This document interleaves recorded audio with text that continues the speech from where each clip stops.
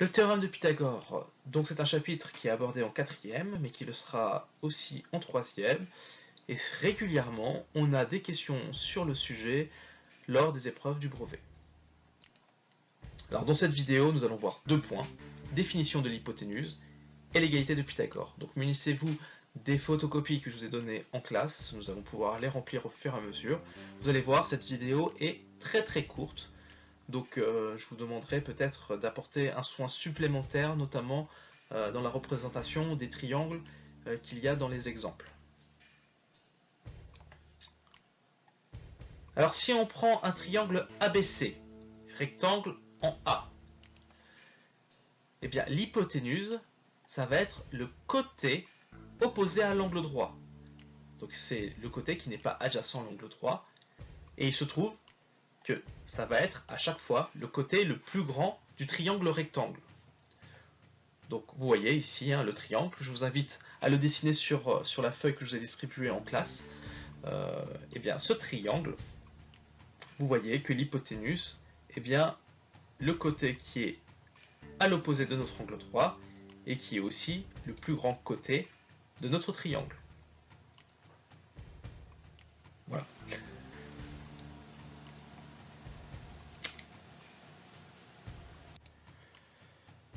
Alors l'égalité de Pythagore est la suivante. BC au carré est égal à BA au carré plus AC au carré. Donc c'est une égalité qui est valable dans le triangle rectangle que j'ai dessiné en dessous. D'accord? C'est un triangle rectangle qui est rectangle en A. Donc en fait, ça signifie quoi si on généralise? Eh bien, ça signifie qu'on a l'hypoténuse qui est élevée au carré, qui est égale à la somme des deux autres côtés qui sont élevés au carré. D'accord? Donc ici, quand notre triangle rectangle est rectangle en A, eh bien on a BC au carré qui est égal à BA au carré plus AC au carré.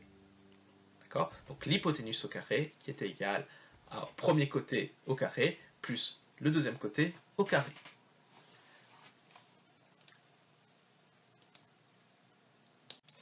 Alors nous allons faire une application de l'égalité de Pythagore.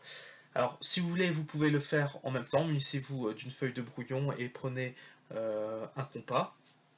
Et vous tracez le triangle suivant que j'ai fait à main levée sur ce diaporama.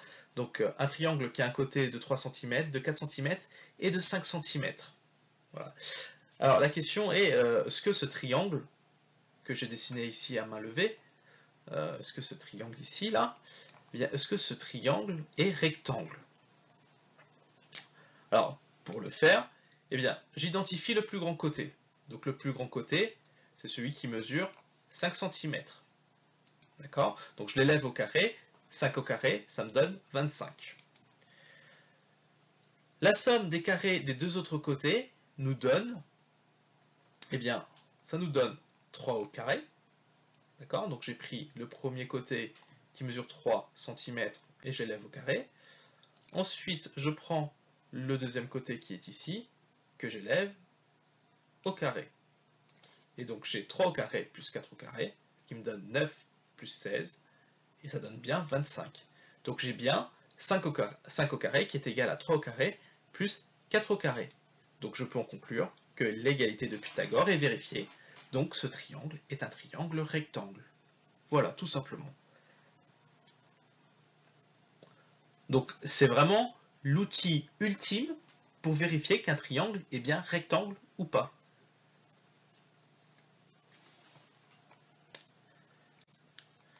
Donc, autre exemple de l'égalité de Pythagore, je prends un triangle avec un côté qui mesure 3 cm, un autre 5 cm et le dernier 6 cm.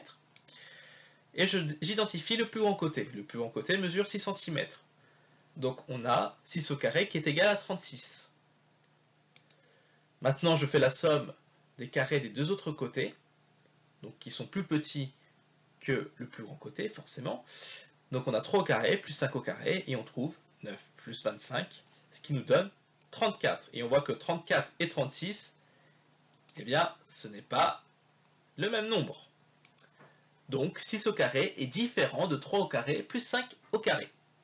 Conclusion, l'égalité de Pythagore n'est pas vérifiée dans ce triangle, donc ce triangle n'est pas rectangle. Voilà, donc on en a fini avec cette vidéo.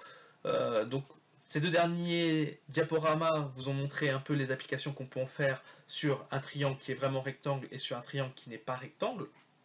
Je vous invite à revisionner éventuellement la vidéo s'il y a des choses qui ne sont pas claires. Si en revisionnant vous avez des questions, toujours pareil, notez-les parce que sinon vous allez les oublier. On tâchera d'y répondre.